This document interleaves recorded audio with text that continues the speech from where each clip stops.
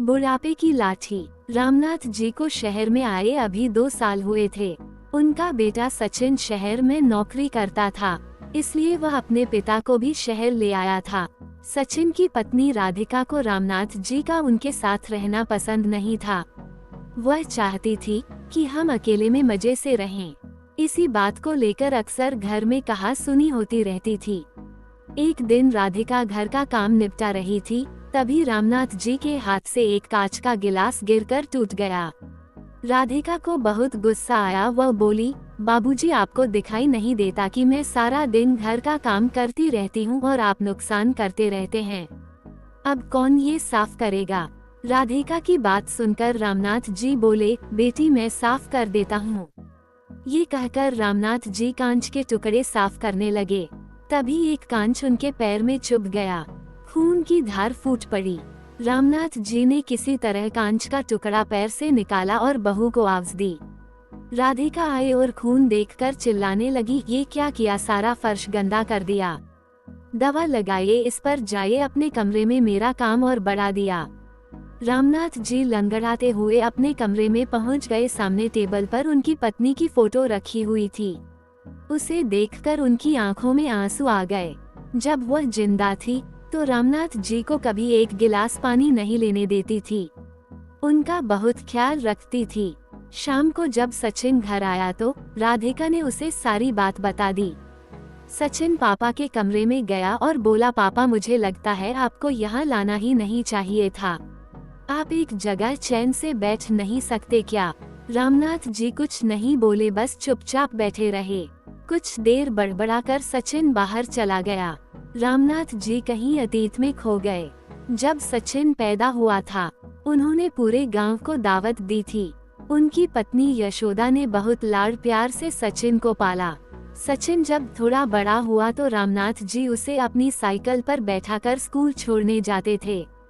गांव से दूर बड़े से स्कूल में उसका दाखिला करवाया था। दोपहर को खेत में काम करते करते हमेशा घड़ी देखते रहते थे। जैसे ही सचिन की छुट्टी का समय होता, उससे पहले ही स्कूल के गेट पर पहुंच जाते थे। सचिन को घर पर छोड़कर फिर साइकिल उठाकर भरी दोपहरी में खेत पर जाते और रात तक मेहनत करते थे।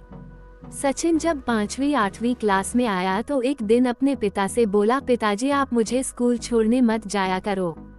मेरे सारे दोस्त मजाक उड़ाते हैं। आप मुझे एक साइकिल दिलवा दो। यशोदा जी ने बोला, अच्छा, अपने बाप के साथ जाने में शर्म आती है। कोई साइकिल नहीं मिलेगी, जाना है तो पैदल जा। रामनाथ जी ने सचिन की बात को समझकर उसे साइकिल दिलवा दी। धीरे धीरे वह पढ़ लिख गया और शहर जाकर नौकरी करने लगा। रामनाथ जी से अब काम नहीं होता था। सचिन हर महीने कुछ पैसे भेज देता था। एक दिन सचिन गांव आया और उसने बताया कि उसने एक लड़की पसंद कर ली है। वो दोनों शादी करना चाहते हैं, लेकिन वह आप लोगों को शादी में नहीं बुला सकता। शहर की शादी में आप लोग सही नहीं रहोगे। ये सुनकर रामनाथ जी और यशोदा का दिल टूट गया। यशोदा ने तो कुछ ही दिन बाद बिस्तर पकड़ लिया। 2 महीने बाद सचिन राधिका को लेकर गांव आया, लेकिन एक ही दिन रुककर वापस जाने लगा। रामनाथ जी ने उससे कहा, बेटा, कुछ दिन रुक जा, शायद तेरी माँ की अंतिम घड़ियाँ आने वाली हैं। कुछ दिन तुम लोग साथ रहोगे तो उसे अच्छा लगेगा। सचिन ने कहा, पिताजी, राधिका नहीं रुकेगी, उसे गांव पसंद नहीं आ रहा है। दोनों चले जाते हैं। कुछ दिन बाद यशोदा जी अपने बेटे को याद करते करते दम तोड़ देती हैं। उस समय सचिन और राधिका दोनों 13वीं तक रुके थे।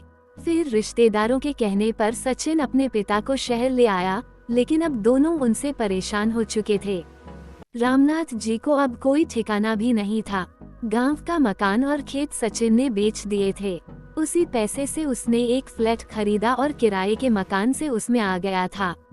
एक दिन शाम के समय रामनाथ जी उदास एक पार्क में बेंच पर बैठे थे। उनके जीवन का अब कोई मकसद नहीं था। तभी उन्होंने देखा 3-4 उनकी उम्र के लोग वहीं पार्क में बैठे हंस रहे थे। सभी एक दूसरे से मजाक कर रहे थे। रामनाथ जी को ये देखकर अपने गांव की याद आ गई। गांव की चौपाल पर वे भी गांव वालों के साथ अपने सुख दुख बांटते थे। इसी बीच किसी की आवाज से उनका ध्यान भटका। उन्होंने नजर उठाकर देखा तो उनमें से एक सज्जन उनके सामने खड़े थे। वे रामनाथ जी से बात करने लगे। उन्होंने अपना नाम राजेंद्र बताया। उन्होंने कहा, आप भी बहू बेटे से परेशान हो। रामनाथ जी ने कहा, नहीं नहीं, ऐसी कोई बात नहीं है। ये सुनकर राजेंद्र जी हंसने लगे। अरे भाई, हमसे कुछ छिपा नहीं है। हम सब भी अपने घर वालों से परेशान थे, लेकिन आज देखो हम कितने मजे में हैं। यहीं पास में एक आश्रम है, वहीं रहते हैं। जो मन में आए वो करते हैं, जहाँ जाना हो जाते हैं। वहाँ बड़े प्यार से नौजवान हमारी सेवा करते हैं। समय पर खाना मिलता है, साथ ही हंसी खुशी का माहौल रहता है। छोड़ी इस उम्र में अपनी बेइज्जती करवाना, आ जाओ हमारे संग। ये सुनकर रामनाथ जी की आंखों से आंसू बहने लगे। राजेंद्र जी ने बाकी सबको भी बुला लिया। फिर वे रामनाथ जी को आश्रम दिखाने ले गए। वहाँ सब खुशी खुशी रह रहे थे। वहाँ उन्हें कुछ लड़के लड़कियाँ मिले जो वहाँ सेवा करते थे। उन्होंने बहुत प्यार से रामनाथ जी की सारी बात सुनी और उनसे कहा, दादाजी आप हमारे आश्रम में आ जाइए। यहाँ हम आपकी इतनी सेवा करेंगे कि आप अपना दर्द भूल जाएंगे। रामनाथ जी के लिए ये सब बिल्कुल अलग था। गांव में तो ऐसा कुछ नहीं था। अगले दिन वे अपना सामान लेकर घर से चल दिए। उन्होंने सचिन और राधिका को कुछ नहीं बताया और आश्रम पहुंच गए। वहां जाते ही उनका स्वागत हुआ। अब वे वहीं रहते हैं। वहां उन्हें बहुत आदर सम्मान के साथ नाश्ता, खाना और पैसे भी मिलते थे। अब वे भी उस ग्रुप का हिस्सा थे जहां केवल खुशियां बांटी जाती थीं। अगर आपको यह वीडियो पसंद आया हो तो कृपया इसे लाइक करें, कमेंट करें और हमारे चैनल @trendyshorts 295 को सब्सक्राइब करें ताकि आप हमारी और न्यू वीडियो और कहानियों का आनंद ले सकें। धन्यवाद।